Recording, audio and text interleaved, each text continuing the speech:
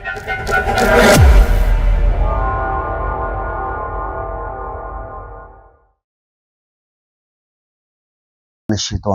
بسم اللہ الرحمن الرحیم. جی جناب، نیکسٹ سورہ جی سورہ انفطار، اور یہ بھی مکی صورت ہے اور اس میں 29 آیات اور 1 رکوع ہے. اللہ ہی کے نام سے شروع کرتا ہوں جو نہایت رحم فرمانے والا بہت مہربان ہے. جب آسمان پھٹ جائے گا اور جب ستارے جھڑ جائیں گے. کوئی خاص گل مطلب بہت مشکل گل کوئی نہیں. یہ خیال ہے کہ آسمان پھٹ جائے گا، قیامت والے دن ریزہ ریزہ ہو جائے گا، ستارے جھڑ جان گے. جھڑ جانا تمہیں چنگی طرح پتہ ہے کہ ٹوٹ جانا، ستارے دا ختم ہو جانا. ہاں، اور جب سمندر اپنی جگہ سے بہا دیے جائیں گے، پانی ختم کر دیتا جائے گا. تواڈے لئی گل انہاں دی اگ بڑک اٹھے گی، سمندر دا پانی بہا دیتا جائے گا. ہاں، پانی بہا دیا جائے گا. جی پانی ختم سمندراں وچ. ہاں، یعنی کہ سمندراں جو پانی کتنے بڑے بڑے سمندر دے کتنے گہرائی ہے انہاں دے اندر، وہ سارا کچھ ختم ہو جائے جا. اور جب قبریں شک کر دی جائیں گی، شک کرنا ہے قبراں نو کھول دیتا جانا، پھاڑ دینا. شک کرنا ہوتا ہے پھاڑ دینا زمین نو. کھول دینا. ہاں، شک کا مطلب ہے پھاڑ دینا، کھول دینا. اور جب قبریں شک کر دی جائیں گی تو ہر شخص جان لے گا کہ اس نے پہلے کیا عمل کیا تھا اور بعد میں کیا کیا تھا. اے انسان، تجھے اپنے رب کریم سے کس چیز نے دھوکے میں رکھا تھا؟ اللہ تعالیٰ پوچھ رہے کہ تینوں کس چیز دا مطلب کس گل تو اللہ تعالیٰ دی نافرمانی کردا رہے ہیں، کس چیز نے تینوں دھوکے چ رکھیا ہے کہ تو اللہ تعالیٰ دی ہدایت بھی تیرے کول آئی ہے، نہ تو ہدایت پکڑی ہے، نہ تو اپنے آپ نو صحیح کیتا ہے. کیا خیال ہے؟ ساری زندگی تو گناہاں وچ گزاری ہے، تو کس چیز نے تینوں دھوکے چ رکھیا ہے؟ کیڑے دھوکے؟ ہاں، اللہ دی حالت ہے، یعنی او اللہ کریم بھی ہے تے جنے تینوں پیدا ہی بنایا ہی انہیں، جس نے تجھے پیدا کیا، پھر درست کیا، پھر تیرے اعضاء کو متناسب بنایا، پھر جس صورت میں چاہا تجھے بنا دیا. ہر چیز اللہ دی طرف. جا اللہ تعالیٰ انسان دی تخلیق دی گل کر رہے ہیں کہ دیکھ میں تینوں کتنا خوبصورت بنایا ہے. تو اپنی جسم دا اپنی باڈی دا غور کر، جدوں میں تیرا مالک میں سا، میں تینوں پیدا کرنے والا سا، تو میری گل تو کیوں نہیں منی؟ بے شک تم روزے جزا کو جھٹلاتے ہو. تم نے روزے ان کے تم نے قیامت کے دن کا انکار کیا. کافروں کو کہا جا رہا ہے نا کہ تم نے بے شک میں نے تمہیں کہا تھا کہ قیامت آئے گی اور قیامت والے دن تم سے حساب کتاب لیا جائے گا، لیکن تم نے میری اس بات کا انکار کیا ہے. میرے نبی کی اس وقت بات کو تم لوگوں نے نہیں مانا. یہ کافروں سے مخاطب ہے اللہ تعالیٰ. اور بے شک تم پر نگہبان مقرر ہیں. فرشتوں کا ذکر ہو رہا ہے جی.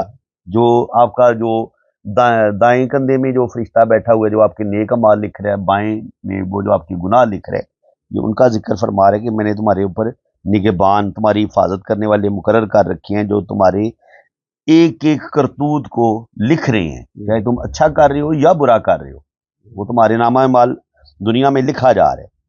معزز لکھنے والے وہ جانتے ہیں تم جو کچھ عمل کرتے ہو. بے شک نیکوکار ضرور جنت کی نعمت میں ہے، اور بے شک بدکار ضرور دوزخ میں ہیں، اور روزے جزا کو اس میں پہنچیں گے اور وہ اس سے چھپ نہیں سکیں گے. اور آپ نے کیا سمجھا روزے جزا کیا ہے؟ اللہ تعالیٰ پوچھ رہے ہیں کہ تسی جنت اور دوزخ بھی ضرور پہنچو گے، لیکن تمہیں پتہ ہے کہ روزے جزا ہے کیا چیز، قیامت والا دن ہے کیا؟ یہ تمہیں پتہ ہے قیامت کی چیز ہے؟ پھر آپ نے کیا سمجھا روزے جزا کیا ہے؟ اللہ تعالیٰ دوبارہ پوچھ رہا ہے، دسو بھی قیامت دا پتہ ہے جی کی ہے؟ ان کے کسی انسان کو بالکل پتہ نہ ہوئے، بے خبر ہوئے، اس بندے کو دو باری ایک انسان دی نیچر ہے نا، انسان کوئی گل دو نہ پتا ہوئے دو باری بھی پوچھ رہا ہے، وہ بھائی پتہ ہے اس چیز دا کی چیز ہے. تو اللہ تعالیٰ کافراں کو پوچھ رہا ہے کہ تمہیں پتہ ہے وہ دوزخ دا دن، وہ سوری قیامت دا دن کی ہوئے گا، اور تمہیں پتہ ہو قیامت دا دن کی ہوئے گا. پھر آپ نے کیا سمجھا روزے جزا کیا ہے؟ جس دن کوئی شخص کسی شخص کے لیے کسی چیز کا مالک نہیں ہوگا، اس دن تمام احکام اللہ ہی کے لیے ہوں گے. جی، جس دن کوئی شخص کسی شخص کے لیے کسی چیز کا مالک نہیں ہوگا، اور اس دن تمام احکام اللہ ہی کے لیے ہوں گے. اس کا مطلب ہے جی کہ اس دن کوئی انسان کسی دے کام نہیں آئے گا. اس دن ہر انسان نے اپنا بویا کٹنا ہے، اپنے نامہ اعمال دا حساب دینا ہے. کیا خیال ہے جی؟ ਅਗਰ ਕਹੋਗੇ ਉਸ ਦਿਨ ਤੁਹਾਡੀ ਕੋਈ ਮਦਦ ਕਰਨ ਦੁਨੀਆ ਦਾ ਵਾਸਤੇ ਕੋਈ ਰਿਸ਼ਤਾ ਵੀ ਤੁਹਾਡੀ ਮਦਦ ਕਰੇਗਾ, ਕੋਈ ਬੰਦਾ ਮਦਦ ਨਹੀਂ ਕਰੇਗਾ।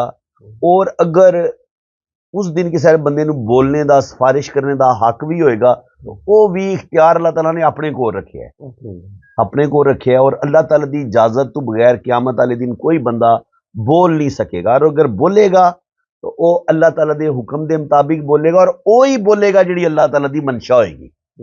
जी जनाब, अज सूरह इफ्तार दा भी इख्तिताम होया इंशाअल्लाह ताला। असी छोटियां छोटियां सूरतां तीसरे पारे दियां शुरू कीतियां ताकि असी मक्की सूरतां, क्योंकि तौहीद दा जिक्र हो रहा है, क़यामत दा जिक्र हो रहा है, असी इन्हां सूरतां नूं शुरू कीता है। और इंशाअल्लाह ताला आगे असी जी जी आगे इंशाअल्लाह ताला नैक्सट असी इसे तरतीब नाल अगे चलांगे।